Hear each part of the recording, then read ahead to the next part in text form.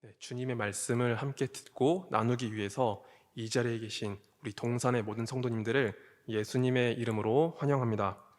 오늘 말씀을 통해서 우리 모든 성도님들이 하나님의 은혜를 누리고 성령의 도우심을 따라 살아가는 그 귀한 은혜가 있기를 예수님의 이름으로 소망합니다.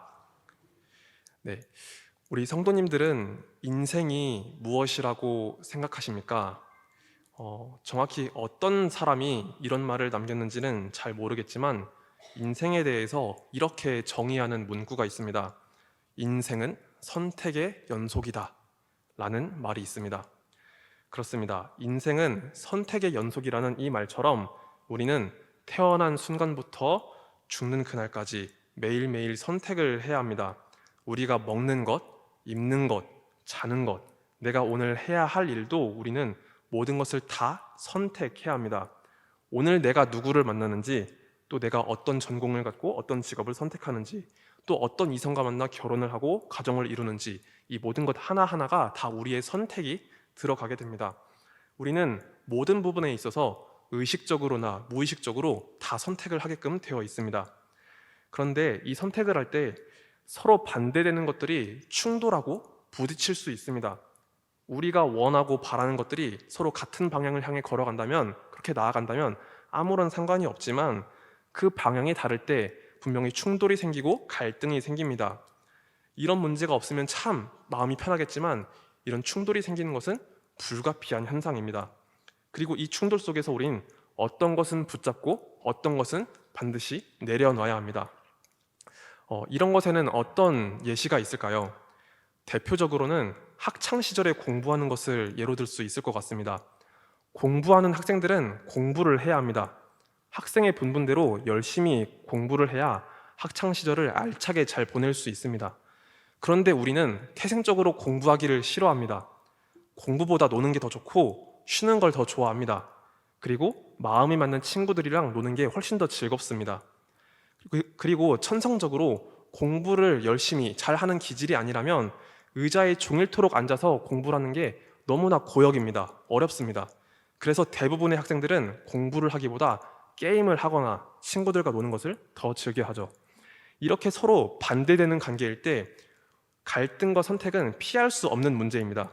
그래서 우리는 둘 다를 선택할 수가 없고 반드시 하나만 선택을 해야 합니다. 이런 갈등과 선택의 문제는 비단 외적인 삶에서만 나타나는 게 아닙니다. 그리스도인이 된 우리에게도 이런 문제가 나타납니다. 우리 생활에서 나타나는 수많은 갈등과 선택의 문제처럼 예수님을 믿는 우리도 이런 문제를 피할 수가 없는 것이죠. 그리스도인들이 겪는 그 갈등과 어려움은 눈으로 보이는 부분만 아니라 우리의 안과 밖에서, 그리고 우리 전 인격에 걸쳐서 일어납니다. 우리 눈에 보이지 않는 이 내면에서부터 믿음과 결부된 본질적인 씨름을 하고 그것이 우리의 겉으로 드러나는 것이죠.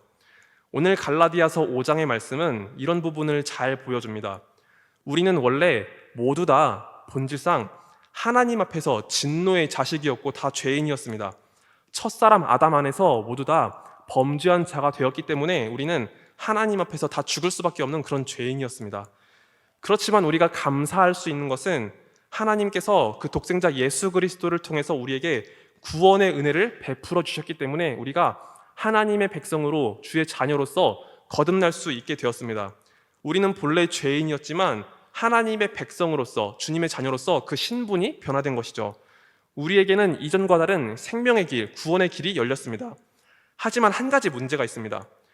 예수님 안에서 우리에게는 이 신분의 변화가 일어났지만, 우리의 신분이 완전히 바뀌었지만 실존적이고 실제적인 영역에서 우리는 항상 부딪힙니다. 주님께서 다시 오실 그날에는 영원한 하나님 나라가 임하고 우리가 그 부활의 영광에 참여하면서 그 영원한 복락을 함께 즐기며 누리며 살겠지만, 문제는 주님께서 다시 오시기 전까지 우리가 이 땅에 발붙이고 살아가는 동안 실제적인 영역에서 우리는 항상 씨름을 하고 부딪힙니다. 우리 내면 안에 갈등의 요소들이 있기 때문입니다. 우리 안에 있는 이 죄의 본성과 하나님의 은혜가 끊임없이 충돌하고 부딪힙니다. 우리가 천국에 올라가는 그날까지, 주님 곁으로 가는 그날까지 이 죄의 본성과 은혜 사이에서 우린 항상 씨름을 하고 문제를 알아가게 됩니다. 그래서 오늘 본문 16절의 말씀은 성령을 따라 행하라 라고 우리에게 명령을 하고 있습니다. 성령님은 어떤 분이십니까? 삼위일체 하나님의 한 위격이시며 하나님의 영이십니다. 그리스도의 영이시죠. 성령님은 우리의 구원을 보증하시기 위해서 우리에게 오셨습니다. 이 부분을 우리가 함께 나누기 위해서 고린도후서 1장 22절의 말씀을 제가 읽도록 하겠습니다. 그가 또한 우리에게 인치시고 보증으로 우리 마음에 성령을 주셨느니라. 아멘. 이 말씀처럼 성령님은 예수 그리스도를 영접한 모든 사람들의 그 심령 안에 내주하시며 거하시며 구원의 보증이 되셨습니다. 우리는 성령을 통해서 구원받은 하나님의 자녀가 되었다고 도장이 찍힌 존재이죠. 그리고 성령님의 역할에 대한 그 말씀이 또 있습니다. 예수님은 성령께서 하시는 일에 대해서 말씀하셨는데 요한복음 14장 26절의 말씀을 제가 읽도록 하겠습니다. 보혜사 곧 아버지께서 내 이름으로 보내실 성령 그가 너희에게 모든 것을 가르치고 내가 너희에게 말한 모든 것을 생각나게 하리라. 아멘. 성령님은 우리에게 오셔서 구원의 보증이 되시기도 하지만 또 주님의 말씀을 우리에게 비춰주시고 그 말씀을 깨닫게 하십니다. 하나님의 영이신 성령님이 아니라면 그 어느 누구도 주의 말씀을 깨달을 수도 없고 그럴 만한 능력도 없고 지혜도 없기 때문에 성령님께서 우리에게 찾아오셔서 주의 말씀을 깨닫게 해주시고 이해하게 하시고 또 그 말씀을 우리 각자의 삶에 적용하게 하십니다. 그런데 오늘 본문은 성령 하나님을 따라 사는 것을 명령형으로 우리에게 말씀합니다. 우리 안에 계시는 성령님을 따라 행하라 라고 말씀하는 것이죠. 우리가 주님 말씀대로 사는 부분에 있어서 아무런 걸림돌이 없고 아무 문제가 없다면 이런 명령은 우리에게 필요가 없었을 겁니다. 하지만 우리 안에 있는 이 죄의 본성은 우리로 하여금 주의 말씀을 벗어나 살도록 하기 때문에 우리는 계속해서 이런 씨름에 봉착하게 됩니다. 주님께서 주신 구원은 분명히 성령께서 인치시고 성령께서 보증하시는 완전한 구원이지만 우리는 성화의 과정을 겪어가면서 영원한 하나님 나라에 이르기까지 그 부활의 영광을 누리고 그 영원한 복락을 받기까지 우리는 이 육신의 장막 안에서 그 씨름을 해야 합니다. 그래서 우리는 날마다 주님의 말씀에 순복해야 되고 그 명령을 따라 살아가야 되며 그 성령의 도우심을 구해야 하는 존재가 된 것이죠. 오늘 본문 17절에서 육체의 소욕과 성령은 서로 대비됩니다. 17절에서 이야기하는 육체는 무엇일까요? 여기서 말하는 육체는 우리의 몸, 이 자체를 이야기하는 건 아닙니다. 우리 육신은 어떻게 사용하느냐에 따라서 하나님을 기쁘시게 하는데 이 몸이 사용될 수도 있기 때문이죠.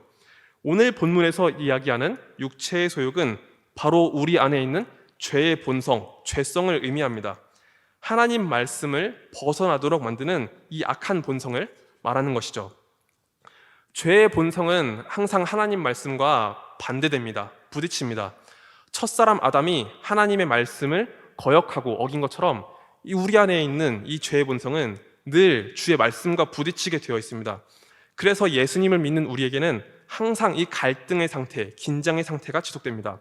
하나님 말씀대로 살 것인가 혹은 죄의 본성대로 살 것인가 이 긴장의 상태가 이어지는 것이죠. 17절 하반절에서는 이 둘이 서로 대적함으로 너희가 원하는 것을 하지 못하게 하려 함이니라 라는 이 말씀이 나타납니다. 어떤 학자는 너희가 원하는 것이라는 이 말씀을 중립적인 표현으로 바라봅니다.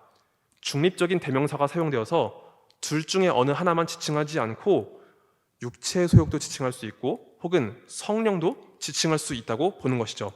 그렇다면 이 말씀을 우리는 이렇게 이해할 수 있습니다. 너희가 원하는 것이라는 이 말씀은 하나님의 말씀을 따라 살아가는 우리의 모습으로도 우리가 이해할 수 있고 또 반대로 죄의 본성을 따라 살아가려는 우리의 모습, 이 양자 모두로 우리가 이해할 수 있습니다. 우리가 하나님 말씀을 따라 살 때는 육체의 소욕이 우리를 방해하고 대적합니다. 주의 뜻대로 살지 못하도록 방해하는 것이죠. 반대로 우리가 육체의 죄악을 더 좋아할 때는 성령께서 그런 죄를 짓지 못하도록 우리를 막으신다는 겁니다. 이러한 해석에는 굉장한 일리가 있습니다. 우리는 죄인에서 하나님의 백성으로서 우리 신분이 바뀌었지만 우리 실제 삶에서는 굉장히 아리송하고 또 모호한 부분이 있기 때문입니다. 우리는 주님께서 기뻐하시는 것을 선택할 수 있습니다. 그런데 반대로 내 육신이 기뻐하고 즐거워하는 대로 죄의 본성이 원하는 대로 그렇게 이끌려 갈 수도 있습니다. 그것이 오늘날 많은 그리스도인들의 모습이죠. 우리들의 모습입니다. 하지만 오늘 말씀은 우리가 이러이러한 상태에 있다라는 것만 제시하려고 이 말씀이 기록된 게 아닙니다. 우리가 성령과 육체의 소욕 사이에서 있다는 것만 알려주기 위해서 이 말씀이 기록된 게 아닙니다. 우리는 이 안에서 갈등하고 있어도 우리는 하나님의 영, 성령의 도우심을 구하고 성령을 따라 살아야 된다라고 주의 말씀이 기록하고 있습니다. 성령의 도우심을 구하고 성령을 따라갈 때 우리는 이 죄의 본성을 이겨내고 성도답게, 하나님의 백성답게 살아갈 수가 있는 것입니다. 그래서 우리는 선택해야 합니다. 성령님과 죄의 본성 사이에서 성령님을 따라 살아가는 그런 삶을 선택해야 하는 것이죠.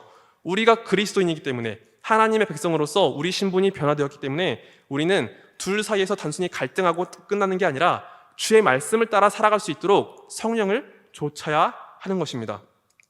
18절에서는 우리가 성령의 인도하심을 받을 때 우리가 율법 아래에 있지 않게 된다라고 전하고 있습니다. 우리는 지금까지 성령님과 육체의 소욕을 서로 대비시키는 그 말씀을 봤습니다. 하지만 18절에서는 육체의 소욕이 있어야 할 자리에 율법을 두고서 우리가 율법 아래에 있지 않을 수 있다. 성령을 따라 살아간다면 율법 아래에 있지 않게 된다라고 이야기를 합니다. 성령과 죄의 본성에 대해서 이야기를 하다가 왜 갑자기 율법으로 넘어오게 되는 것일까요? 그것은 바로 이 율법이 잘못된 방향으로 사용되었기 때문입니다. 하나님께서 주신 그 옳은 의도대로 율법이 사용되지 못하고 어긋난 방향으로 사용되었기 때문에 오늘 본문은 율법을 부정적인 의미로서 묘사하고 있습니다. 갈라디아서에서 이 율법이 안 좋은 의미로 사용된 이유를 우리가 알아가기 위해서 갈라디아서의 그 배경에 대해서 잠깐만 짚고 넘어가도록 하겠습니다. 이 갈라디아서는 사도 바울이 갈라디아 교회를 위해서 쓴 편지입니다. 바울은 부활하신 예수님을 만난 이후로 사도의 직분을 감당하기 위해서 전도 여행을 다녔습니다. 그래서 바울은 1차 전도 여행 중에 이 갈라디아 지방에 도착했고 거기서 복음을 전파했습니다. 바울의 사역을 통해서 많은 영혼들이 주님께 돌아오게 되었고 그 결과 갈라디아 교회가 세워지게 되었죠. 바울은 그곳에서 머무는 동안 하나님의 말씀을 열심히 가르쳤고 주의 백성들은 하나님의 말씀대로 양육을 받을 수 있었습니다. 하지만 그 이후에 문제가 나타났습니다. 바울은 복음을 전하기 위해서 한 곳에만 머무를 수 없었고 계속해서 이동을 해야 했습니다. 다른 곳으로 건너가야 했죠. 그때 유대인들이 들어와서 방해 공작을 했습니다. 유대인들은 복음을 무너뜨리기 위해서 바울을 죽이려고도 했고 혹은 물리적으로 교회를 핍박하기도 했습니다. 그런데 갈라디아 교회의 경우는 조금 달랐습니다. 유대인들은 이 갈라디아 교회 안에 몰래 들어와서 복음을 변질시키려고 했습니다. 오직 예수님을 믿음으로 구원을 받는다는 이 복음의 진리를 무너뜨리려고 했고 율법이 아니라 거기서 율법을 섞어서 복음을 변질시키려고 했던 것이죠. 예수님을 믿는 것으로 충분하지 않다. 할례와 같은 율법의 행위를 지켜야 구원을 받을 수 있다라고 유대인들은 잘못된 메시지를 퍼뜨렸습니다. 복음과 율법의 관계가 제대로 정립되지 않을 때 구약 성경을 보면서 우리도 가끔은 불현듯이 그런 생각을 할 수 있습니다. 예수님을 믿지만 한편으로는 구약에서 주신 그 말씀도 하나님의 명령이기 때문에 하나님의 말씀이기 때문에 할례나 안식일과 같은 이 말씀을 우리가 어떻게 대해야 될까라고 우리가 생각해 볼 수 있는 것이죠. 할례나 안식일 같은 그 구약의 규정들도 그 말씀 자체로 굉장히 귀한 하나님의 말씀입니다. 그 시대의 백성들이 지켜야 하는 하나님의 계명 말씀입니다. 그런데 우리가 여기서 고려해야 할 것이 있죠. 구약은 오실 메시아 예수 그리스도를 나타내기 위해 주신 하나님의 말씀입니다.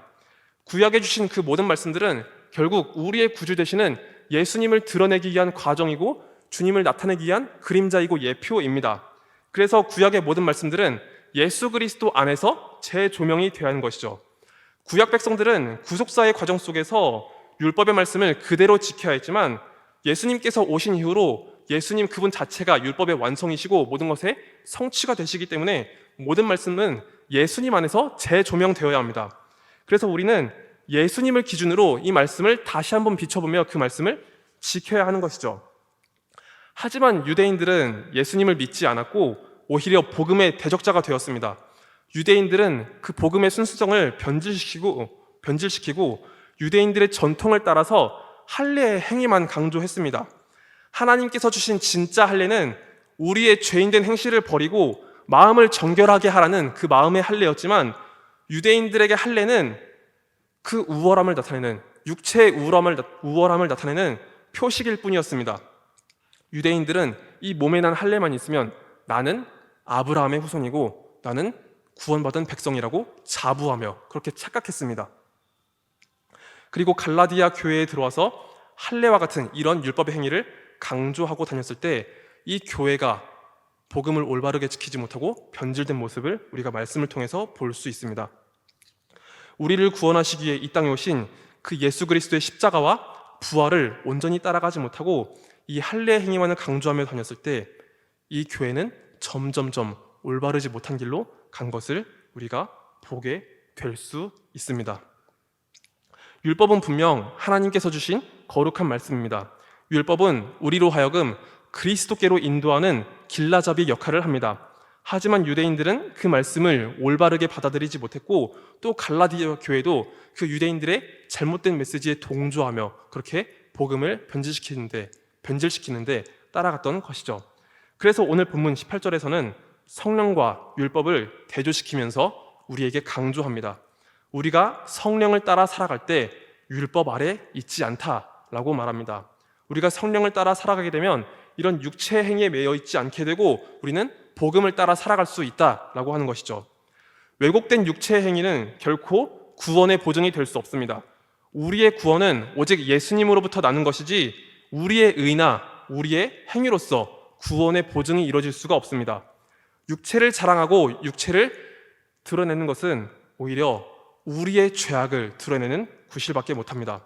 우리는 그래서 유대인과 같이 나 자신을 드러내고 나를 높이는 것이 아니라 복음을 따라서 성령의 인도하심을 구해야 합니다. 그래서 이어지는 말씀에서는 육체로 맺는 그 구체적인 행위들과 성령으로부터 난 행위들, 그 열매들을 서로 대조하게 됩니다. 먼저 19절부터 21절 말씀에서는 죄의 본성대로 난 이 육체의 행위를 모두 열거합니다. 음행, 더러운 행위, 호색, 우상숭배, 주술, 원수 맺는 것, 분쟁, 시기, 분냄, 당짓는 것, 분열함, 이단, 투기, 술취함, 방탕함, 또 그와 같은 모든 것들이 다 육체의 행위고 다 하나님 앞에 죄를 짓는 것이라고 오늘 본문은 이야기합니다. 성적인 방종이나 도덕적인 타락, 하나님이 아닌 더러운 우상을 따르는 것, 하나님과의 관계에서 짓는 모든 악한 일들, 또 사람 사이의 관계에서 벌어지는 그 모든 문제까지도 다 죄라고 합니다. 그리고 교회를 무너뜨리는 일들, 또 개인의 경건함을 무너뜨리는 일들, 이 모든 것들이 결국 다 하나님 앞에서 죄를 짓는 육체의 행위라고 오늘 본문은 꼬집고 있는 것이죠. 오늘 본문을 볼 때 우리는 뜨끔할 수 있습니다. 오늘 본문에서 나열된 이 육체 행위를 보면서 이 죄에서 완전하게 자유롭다고 말할 수 있는 사람이 과연 누가 있을까요? 하나님만을 섬기고 경건 생활에 힘쓴다면 우상숭배나 미신적인 행위나 또 술 취함과 같은 이런 방탕한 행위는 조금 우리가 자유로울 수 있다고 말할 수 있을 겁니다. 하지만 여기서 언급된 이 육체 행위를 100% 나는 자유로워 라고 말할 수 있는 사람이 과연 우리 중에 누가 있을까요? 아마 단 한 사람도 없을 겁니다. 우리는 우리의 생활 속에서 또 은연 중에서 주님께서 싫어하시는 이런 죄악을 저지르고 또 나름의 논리를 따라서 나름의 이유를 따라서 그것을 정당화합니다. 우리 각자의 상황과 우리 각자의 모습 속에서 그런 행동을 할 수밖에 없는 우리 자신을 스스로 그렇게 포장할 수가 있는 것이죠. 하지만 오늘 본문은 그것이 다 육체의 행위, 다 죄라고 이야기합니다.